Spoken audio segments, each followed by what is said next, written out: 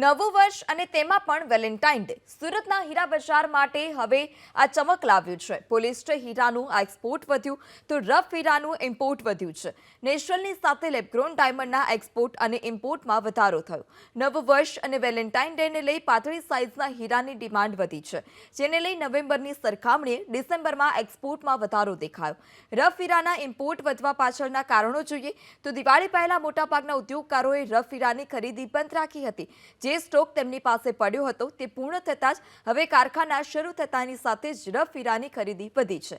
તો ડિપર્સના અને અલરોસા જેવી માઇનિંગ કંપનીએ રફ હીરાના ભાવમાં 10 થી 15% ઘટાડો પણ કર્યો, જેને લઈ ઉદ્યોગકારોએ રફ હીરાનું ઇમ્પોર્ટ વધાર્યું છે। ડાયમંડ ઉદ્યોગ માટે સારા સંકેત જોવા મળી રહ્યા છે। દિવાળીના કમ્પેરિઝનમાં રફ ડાયમંડની આવક વધી છે। આપણી સાથે જીજેપીસીના પૂર્વ ચેરમેન દિનેશભાઈ નાવડિયા ઉપસ્થિત છે। સાહેબ, કયા પ્રકારે સુધરી રહી છે ડાયમંડ ઉદ્યોગની સ્થિતિ?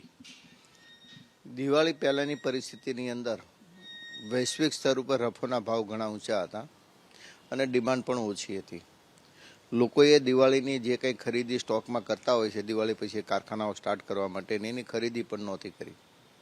દિવાળી ખુલતા પટલી સાઇઝોની અમુક ડિમાન્ડો થોડી માર્કેટની અંદર નીકળતા લોકોએ પટલી સાઇઝનો ઇમ્પોર્ટ અત્યારે થોડું વધાર્યું છે।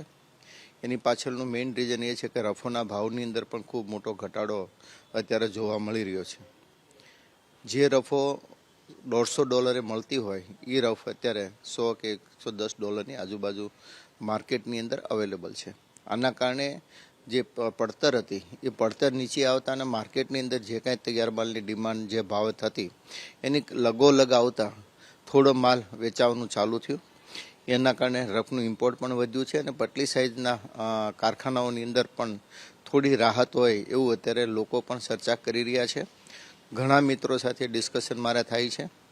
રફનું ઇમ્પોર્ટ તો હું જતો હોઉં છું કસ્ટમ હાઉસમાં, એટલે ખ્યાલ છે કે પટલી સાઇઝમાં રફો અત્યારે ઇમ્પોર્ટ થઈ રહી છે અને ઘણા મિત્રોનું કહેવા પ્રમાણે કે જે ઇન્ટરનેશનલ ક્લાયન્ટો જે દિવાળી પહેલાં ડિમાન્ડ નહોતા કરતા હવે ધીરે ધીરે માલ મંગાવવા માંડ્યા છે અને જોવા પણ માંડ્યા છે। જે પ્રમાણે તૈયાર હીરાની વાત કરીએ તો તૈયાર હીરાનું પણ કઈ રીતે એક્સપોર્ટ વધ્યું? ડિમાન્ડ વધતા બહારના ક્લાયન્ટો ધીરે ધીરે કંઈક ડિમાન્ડ નીકળી છે, કારણ કે એ લોકોની પણ ખરીદી છેલ્લા વર્ષોની અંદર બંધ હતી। એમને પણ કંઈક સ્ટોકની અંદર રિક્વાયરમેન્ટ હોય, નવી જ્વેલરીની ડિઝાઇનો બનાવવાની હોય, કારણ કે સતત 1-1.5 વર્ષ સુધી નવી કોઈ ડિઝાઇન ન હોય, નવી કોઈ પેટર્ન ન હોય અને એના કારણે દુકાનની અંદર પણ નવા ક્લાયન્ટોને કંઈક નવી વસ્તુ જોવા મળે તો કંઈક એટ્રેક્શન વધતું હોય છે।